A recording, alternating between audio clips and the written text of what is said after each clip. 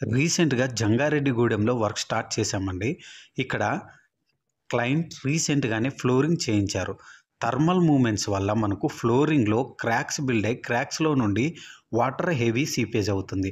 ఇలా సీలింగ్‌లో water seepage అవ్వడం వల్ల ఐరన్‌కు కారిజన్ ఫార్మ్ అయ్యి కారిజన్ నుండి మనకు పెచ్చులు ఊడే ఛాన్సెస్ చాలా ఉన్నాయి. వర్క్ స్టార్ట్ చేసిన తర్వాత ఫ్లోరింగ్‌లో ఉండే క్రాక్స్‌ను ఐడెంటిఫై చేయడానికి జెట్ ప్రెషర్‌తో క్లీన్ చేసి ఎయిర్ క్రాక్స్ అలాగే మేజర్ క్రాక్స్‌ను మనం పీయూ సీలెంట్ అనే కెమికల్‌తో 2 టైమ్స్ అప్లికేట్ చేసి అదర్ ప్రొటెక్షన్ కోసం 45 జీఎస్ఎం మెష్ అలాగే 2 కోట్స్ పాలిమర్ కోట్ అప్లికేట్ చేశాం. Roofs and parapet వాల్స్‌కు WP ultra అనే కెమికల్ యూజ్ చేశాం.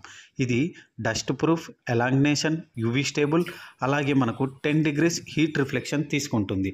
టోటల్‌గా మనం 3 కోట్స్ అప్లికేట్ చేసిన తర్వాత 48 అవర్స్ డ్రై టైం అయిన తర్వాత క్లయింట్‌కు మనం టోటల్ రూఫ్ పైన 4 ఇంచెస్ వాటర్ టెస్టింగ్ చేసి ఎటువంటి లీకేజ్ లేదని తెలిసిన తర్వాతే హ్యాండ్ వర్క్ చేసి ఇచ్చేసాం.